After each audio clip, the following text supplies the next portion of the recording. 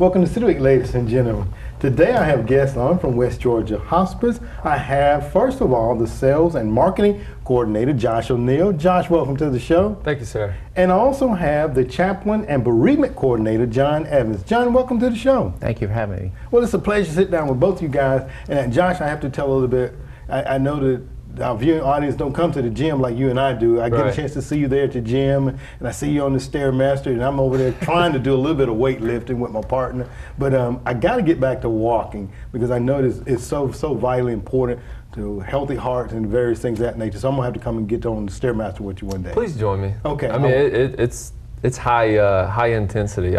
Nothing at the gym makes my heart rate get up as fast as the stair climber or whatever they call that thing. Yeah, you look. It's a little dangerous. You're up about 6 feet off the ground, you know. And I know the first time I did it, it was kind of a little precarious up there. Okay. Well, I'm gonna watch a few more times, and then I'm gonna try to give it a go. Okay? Don't try to hold my hand. I won't. All right. Okay. All right. Well, let's get into what we were talking about.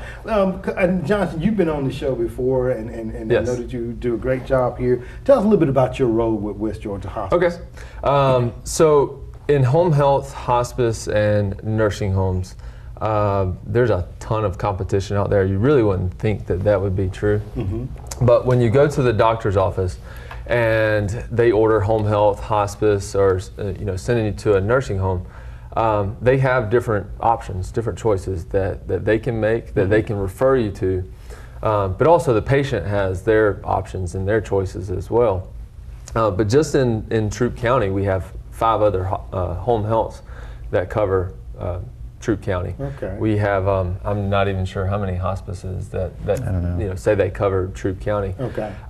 So my job is to let everyone know what makes West Georgia Home Health, West Georgia Hospice, Florence Hand Home, and Twin Fountain Home the best there is. Okay. For our LaGrange area, but also to let them know that we cover other areas as well: Troup, Harris, Heard, Meriwether.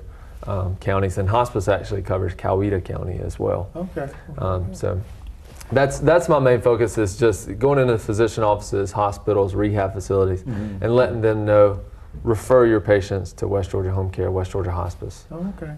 And I've been out to the facility a couple of times, and when the past executive director was there, I had an opportunity to have her on the show as well. Yeah. And every time I go in, even though you think what you think about when you think of hospice, it's still such an inviting environment, and the friendly atmosphere, and that's why I'm going to get over to you, John, because I know that sometimes when people come in, they are in their final stages, and as the bereavement and chaplain coordinator, tell us a little bit about your role there. Well, I work as part of a team, and we try to really make hospice like a home environment. We take care of the patients that are there at end of life in an interfaith atmosphere. In my particular role, I try to support them spiritually and emotionally wherever they are, and walk with them through the journey of the last stages of life. And then as the bereavement coordinator, I also try to deal with the families after the death. We support the families for a year following the death, involving visits not only by myself, but also with some volunteer callers that call and check on them. We offer a memorial service that's open to the family. We do that twice a year. We just had one on Monday. They're usually very well attended. And we have support groups that meet weekly for individuals who may feel the need for some group work in dealing with their grief. Okay.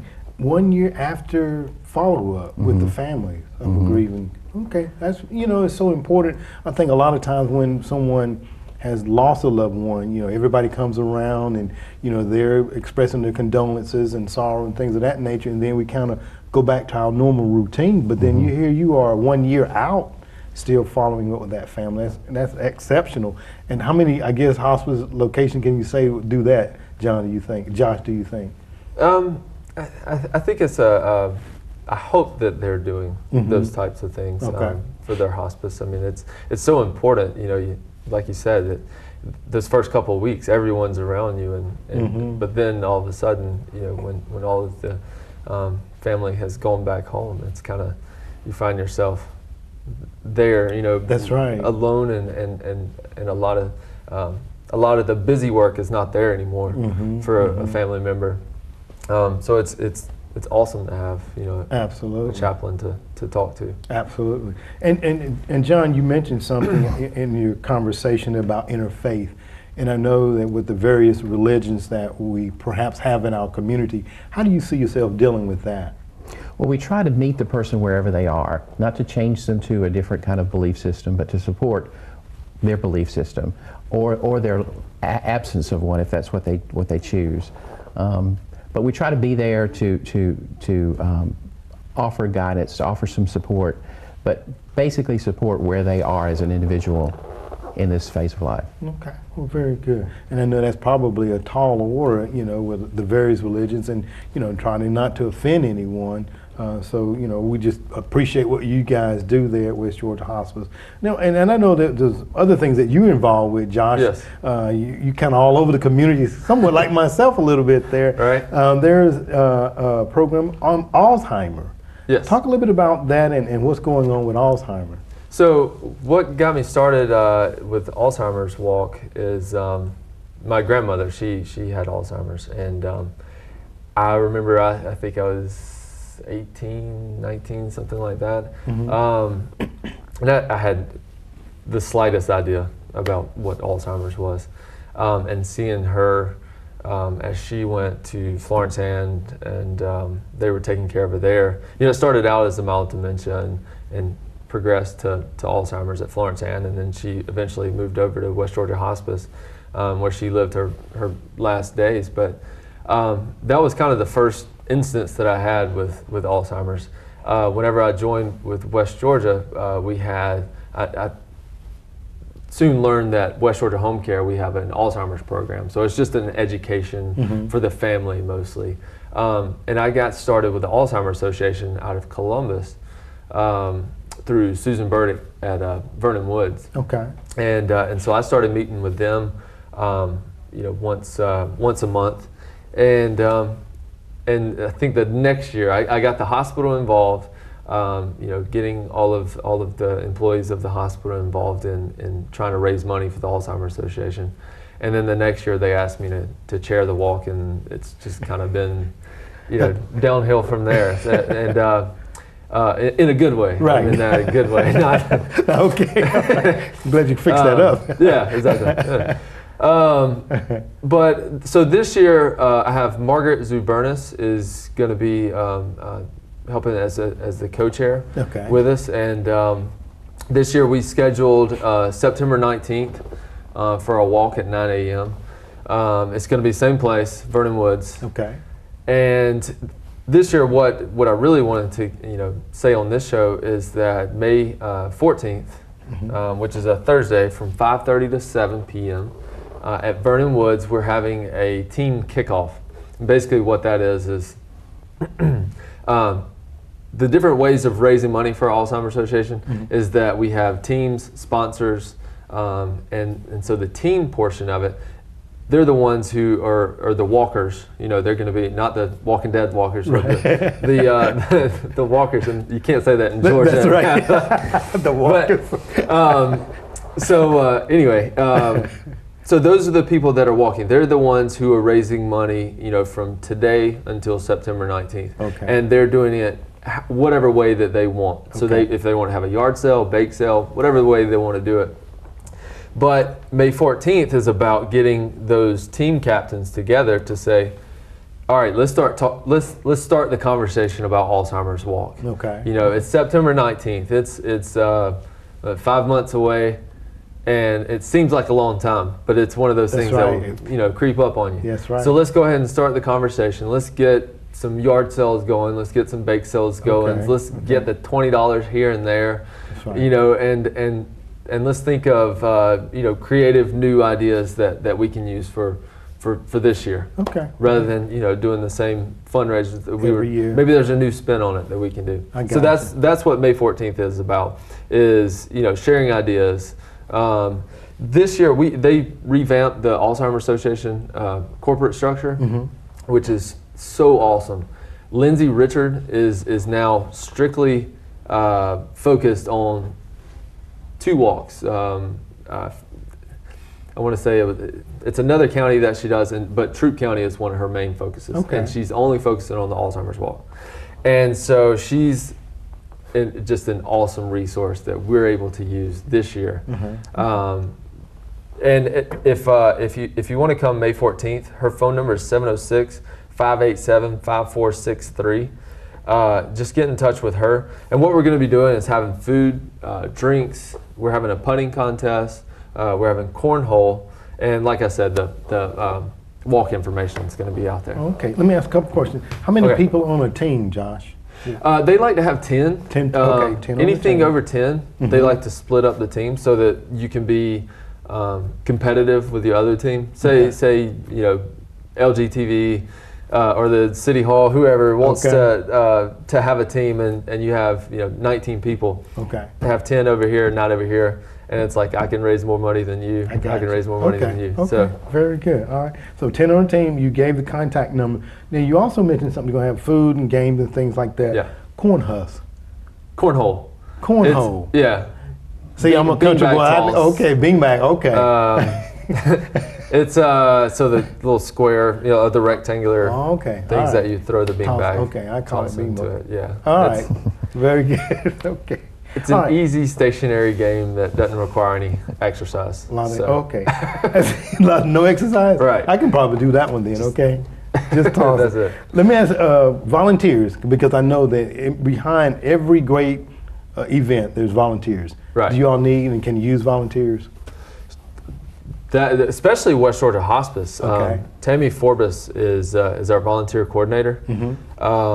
For West Georgia Hospice, get in touch with her. The phone number, 706-845-3905. Okay. If anything that you're really good at, we can find something for you. Okay. If it's accounting, then Hospice really couldn't function without all our volunteers. We have lots of volunteers. We have room for many more also, but we have terrific volunteers who give a lot of their time. We have a lot of volunteers involved also in our Camp Dogwood program, which is coming up in June. Okay. It's a grief camp for children ages K through 8th grade. And we use camp counselors that come from the school systems around here to be our counselors at the camp. But we also have tons of volunteers that do the activities, the crafts, that are in-group buddies that really make it work. And we serve 60 children. All right. It's a lot of fun. Absolutely. We're currently taking applications, and the number he mentioned earlier is a good number to call.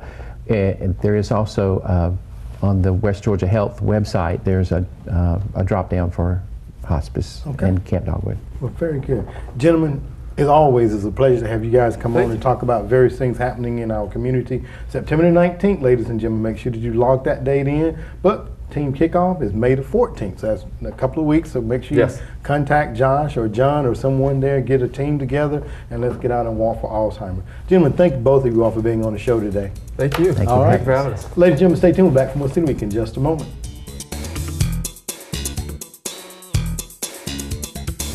Welcome back to City Week, ladies and gentlemen. Now I am sitting down with the senior planner for the City of LaGrange, Lee Threadgill. Lee, welcome to the show. Thanks, Alton. Good to be here. Well, it's a pleasure to sit down with you, and I want to just start up by talking a little bit about your role, but then we want to move into something that the entire community can get involved with, and we'll talk about that in just a moment. But Lee, tell us a little bit about your role, if you don't mind. Sure. I am the senior planner for the City of LaGrange, and I have been working here for about 2 years now, and recently have been involved in some very exciting projects that are not typically what I do as a planner, but have involved park planning and park development and trying to look at ways to either improve our existing parks or expand our parks or develop new elements in our parks. So, and that's what I'm here to talk about today. Okay, very good. And you talk about parks. I know that back in my day when it was coming up, we had like the community parks, East Side Park we used to go to all the time. You had the baseball diamonds, you had the basketball courts and the tennis courts and all those various things. And we've seen over the course of time, those parks have kind of basically fallen into disarray and not utilized anymore. And I know that we are kind of looking at some of bringing those back online. But today we want to talk a little bit about another park. First of all, I know that some years ago, over off of Harrison Street, I know a lot of the viewing audience perhaps remember this, what used to be a big kind of like kudzu patch is now a nice piece of ground. Talk a little bit about that if you don't mind, Lee. That's right. And I wasn't around for the kudzu times, That's but I have right. heard it referred to often as the kudzu patch. That's right. There is a large piece of property, about 14 acres, I'm going to say, that runs from West Harrelson Street up to Granger Park, the south side of Granger Park where the ball fields are. And in that area, there is a stream and several large mature trees. There's a nice sort of rolling topography, so it's got the attributes that you would already kind of think you would find in a park space. Okay. From a natural standpoint, it's just a very nice passive green space. And the Callaway Foundation owns that property, and so has been working with the city on plans to improve it with some passive park elements. Okay. And one of those elements is a dog park. We're also looking at constructing a trail through the property and possibly some picnic shelter type gazebos and some playground equipment. So. Okay. Very good. A lot of exciting things going on there. That's right. Well, you know, I had an opportunity to walk that piece of property, I guess 3 or 4 weeks ago, and you know, from the Harrelson Street side all the way over to the Granger, and it's a very nice, as you stated, rolling topography there. You got a buffer between, you know, the residents over off of Gordon Street. You got a little bit of buffering there from the residents on North Greenwood Street. So a very ideal location, in my opinion, for a park, and particularly a dog park. Kind of describe about in that, I know we don't have a board here to kind of visualize, but talk about where the dog park will be located. We have been working with a consultant as well as a group of stakeholders from the area to help design a concept plan for this property that has located the dog park. It's about midway through the property, roughly behind the existing, the Evans Apartments. That's is that correct? And so there's a flat sort of field space right at West Harrelson Street that we will leave open for frisbee throwing and soccer ball kicking and picnics for the family. And then as you kind of walk up through the property towards Granger Park, about midway up would be the location of the dog park. Okay. There are some trees there to provide some shade, and it just seems like an ideal place based on the consultants' look at the site and after having worked with the stakeholders. So that is where it's proposed to be. Okay, well, very good. Now, how can the community, and I know that you have a flyer here that says Bark for Your Park. That's right. How can the community, and tell us, what is that slogan all about there? So Bark for Your Park is a national grant competition that is sponsored by PetSafe, Okay. and it is something that has been around from about 2011, I think. And the sponsor announces this contest, and it is a voting contest. So typical grant applications that cities usually apply for are more on a governmental side. There's a lot of paperwork, and there's, you kind of make your case for why you need the grant, and it's more on the merits of the application. Well, in this case, the sponsor awards the grant based on how strongly the community supports the project. Okay. So basically, if we get enough people to vote for the park, then we would win. Oh. So it is going to begin May 13th at 1 p.m. And it's I believe it will be a very easy thing to do. Every person can count as 2 votes because you can vote daily, well, more than 2 votes, 2 votes a day. Okay. You can vote at 2 different sites every day during the entry voting period, which is May 13th to June 10th. Okay. And it is at the company's website, which is petsafe.net/barkforyourpark, and then also at their Facebook page. So if everybody just kind of reminds themselves on a daily basis to go and make those 2 quick votes, it's those totals will start climbing up pretty fast, and I'm hoping to get the community sort of galvanized behind a public project like this and bring everybody together with a lot of excitement and energy to win this $100,000. I was about to say, I was going to mention the amount here. It says vote for your community to win $100,000. That's right. That is definitely an incentive. And you say that people can vote twice a day at the various websites that you just gave them, right? That's correct. Okay. And the opening period is May the 13th and it runs through June the 10th. That's right. Okay. And $100,000. So what do you want the community to do? So yes, vote. That's right. Okay. Vote every day. Okay. From May 13th to June 10th. And then if you if we make it, if LaGrange does well enough in that entry voting period, then we will be named a finalist. There are 15 cities chosen as finalists based on the vote totals that they get in that entry period. And also based on some other factors. Every city has to prove that we have the land to do this, that we've got the landowner's approval, which we do, and also that the community, the civic leaders in the community support it. And we know that that's true too, because we've had community support for this conceptual plan that we've been working on for this property. So we will submit letters to PetSafe that indicate that we've got those things checked off, and then our vote totals will determine how we do and whether we become a finalist. And if we do become a finalist, then there's another relatively long voting period from June 17th through July 22nd, so over 30 days of voting. And during that finalist voting period, the vote total resets to 0. So we don't get to count the entry voting. Just all that does is determine whether or not you make it to the final period. And then they start you back at 0, and we have to do it all over again. So it's keeping that stamina up, keeping everybody's attention on this, especially during summer when people are on vacation and school's out, and trying to reach out to everybody and make sure that people know this is going on and that they are aware and can just kind of keep it in their brain. We really want a dog park for our dog, and to help us win this money. It is a large award, $100,000. There are 4 runner-up prizes of $25,000. So the city would have the opportunity, if we didn't get the top vote count, if we, they break down, PetSafe breaks down the communities into small, medium, and large based on population size. And then if we won our size category, if we had the most votes in our size category, then we would be a runner-up, considered a runner-up. But they also have a Bark from Your Heart award that's $25,000, which is the city that has the highest ratio of votes to population. So several different opportunities to win. A lot of excitement going on. And when most people think of a dog park, we kind of think of open grassed area. Can you kind of talk about what materials will be used in the dog park? Well, one of the things that we'll be looking at as we get closer into this project is how we want to design the project. We have right now the concept plan, which all that does is basically locate the park and give a general size for it. When we start really designing it, we're going to look at things like, okay, we're going to need to have fencing. We may, and most likely will have 2 separate spaces, one for larger dogs and one for smaller dogs.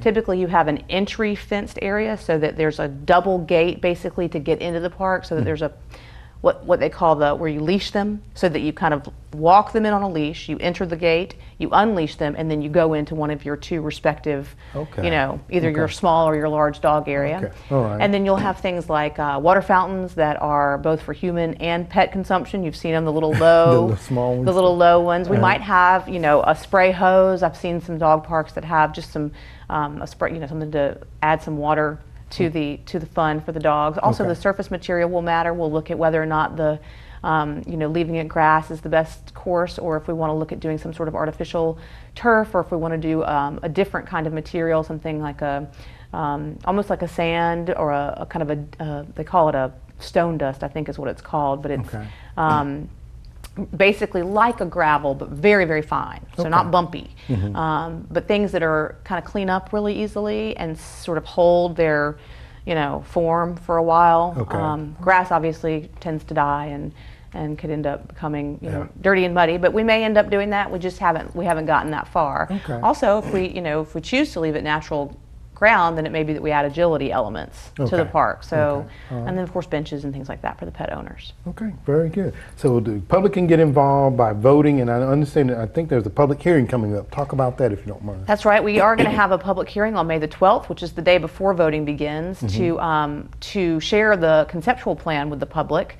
Some signs have been posted at the property. I've already had some calls from residents in the area to kind of find out what's going on. We want to obviously drive the buzz up about the project and get everybody really excited and energized behind some new park development in LaGrange. It's sort of expanding what I call our central park. Granger Park is sort of an iconic park for the city, with all of its active recreation elements. Adding this passive component to it, I think, is going to be really nice, and sort of fill out the programming in that location. So. Well, very good. If you don't mind, as we close out, Lee, give them those websites where they can go online to vote twice a day. All right. Yes, twice a day, every day. And we're going to be promoting this lots of ways. You'll see hopefully utility bill inserts and our website. We're going to have Facebook all over it, so hopefully you'll hear it from all different sides. Okay. But it's petsafe.net. Bark for Your Park is the website, and then the Facebook page for PetSafe, which is just facebook.com/PetSafeBrand. Okay. And All I right. think that, look for those in other print material as well, so you should be seeing them. Okay. Well, very good, Lee. Thank you so very much. And ladies and gentlemen, don't forget to bark for your park. All right. Bark for Your Park. There you go. Lee, thanks for being on the show today. Thanks, Alton. All right. Appreciate it. Stay tuned, ladies and gentlemen. We'll be back for more City Week in just a moment.